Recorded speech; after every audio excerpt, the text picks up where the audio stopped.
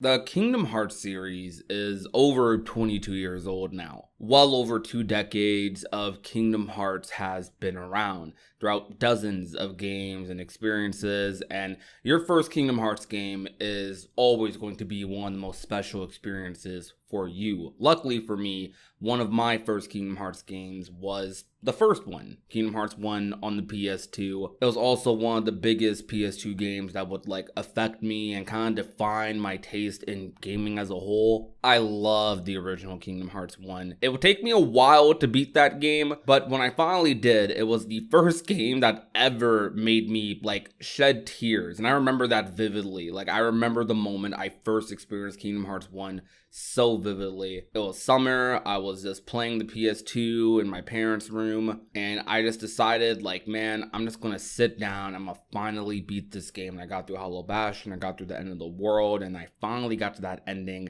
And it was such a surreal experience and just a mix of so many different but wonderful emotions. And old school Kingdom Hearts has that sort of hit to it. Because when you played these games when you were younger, growing up with the series, being able to retroactively look back at those experiences and compare it to what we have now is interesting. Kingdom Hearts now, I think, is in a very good place. I liked Kingdom Hearts 3. Kingdom Hearts 3 ended up becoming one of my favorite Kingdom Hearts games. I loved that game to pieces, and it kind of wrapped up my childhood in a sense, so that game means a lot to me as well. But while recording this upcoming video that I'm making, I had this thought while writing a script that's kind of related to this topic. But nowadays, when it comes to Kingdom Hearts, because of social media, because of content creation, we kind of know a lot of what's going to be happening in these games, and whether that be due to Square Enix spoiling a lot of things in trailers, or just because of the nature of being online and being into the gaming communities, you get access to a lot of news and information. A lot of people have access to that. Back in the day, back in the 2000s, even early 2010s, I'd say at the latest, you kind of had to go out of your way. You had to know where the sources came from to really get the sources, but now everyone is the source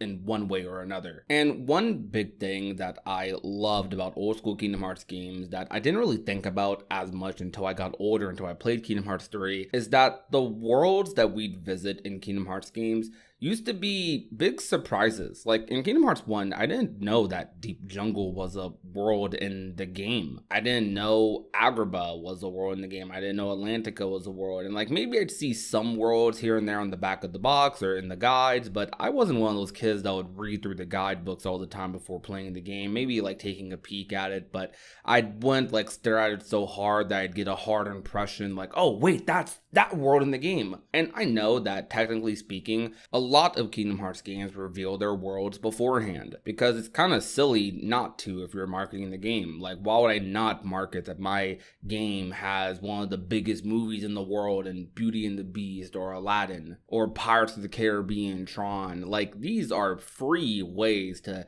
get more people onto your game from those fan bases, from those communities. But still, as a kid, when I wasn't a content creator, when I wasn't on social media all day, every day, social media was still on the come up, I didn't know about these things, because what I saw of Kingdom Hearts advertisement wise would just be maybe through a commercial or two, or through a poster or something. And most of the time, I'd only know about maybe a couple of worlds in that game and wouldn't have a strong impression on what they even had in them. But nowadays, with Kingdom Hearts 3, for example, we knew of every single world going into that game, and there was really no room to be surprised about what the next world was, rather what did it have. And for some people, it would meet their expectations, for others, it wouldn't. And that might just be a case of being older and being a little bit more critical, and it's a little harder to always have fun with everything compared to when you were a kid. I don't always relate to that personally. I have a lot of fun with gaming nowadays, but it's definitely still different playing games as a kid versus playing games as an adult. Honestly, playing games as a kid now is probably a lot different than it was playing games when we were kids, because kids nowadays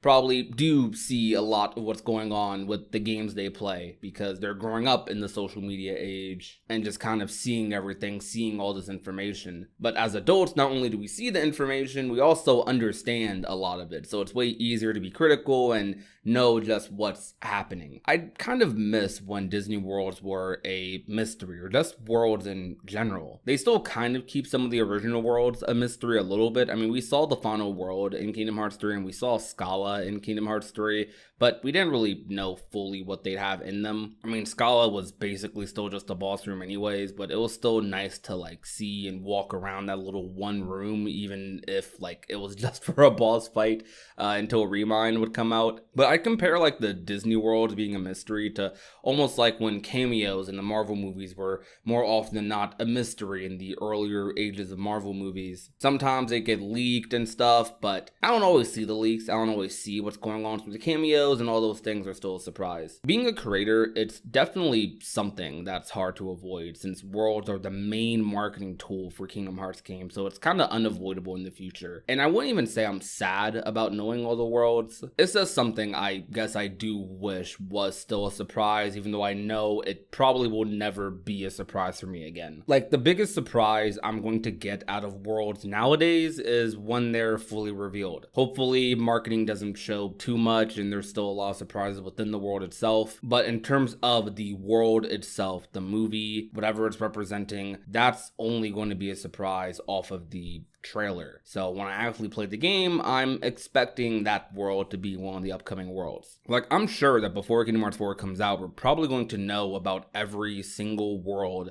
that's going to be in that game. And for a lot of you who maybe grew up with Kingdom Hearts, I know that wasn't the case, because it wasn't for me in Kingdom Hearts 1, it wasn't for me in Kingdom Hearts 2 especially. Like, Timeless River, like seeing that world be a thing was a complete surprise. I never knew about that world. I never even fathomed that world being like a thing. So when I saw Timeless River for the first time in that game, it was like, wait, what?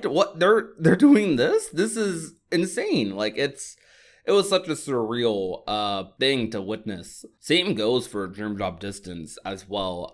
I remember the Hunchback of Notre Dame being a big world that was advertised quite a bit, but I still feel like I didn't like pay attention to it, I guess. Maybe it's because I was still a kid when Dream Drop Distance came out, but even though I saw like the cathedral and I feel like I saw Quasimodo, it didn't register to me that that was Hunchback for whatever reason. I don't know how to explain. I know that sounds super silly, but it didn't register to me that that's what that was, because I only saw like 1 or 2 Dream Drop trailers before Dream Drop came out. There's an argument that it's a good thing that they reveal the worlds, because then people would have expectations for ones that aren't there.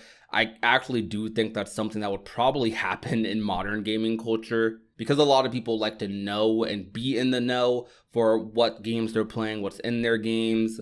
I feel like when it comes to Kingdom Hearts and a community like Kingdom Hearts, Square Enix JRPGs, not knowing what worlds to expect, especially when you're older, could lead to expectations of a certain world being a disappointing thing for you. Like, let's say you want Treasure Planet in a future Kingdom Hearts game, and they don't reveal all the worlds. This is a world line where they don't reveal all the worlds for Kingdom Hearts, and you go into Kingdom Hearts 4, and you're hoping, you're crossing your fingers, you're praying that Treasure Planet ends up being a world, and it kind of doesn't. Even if you liked all the worlds that were there, it's hard to say it wouldn't be disappointing, right?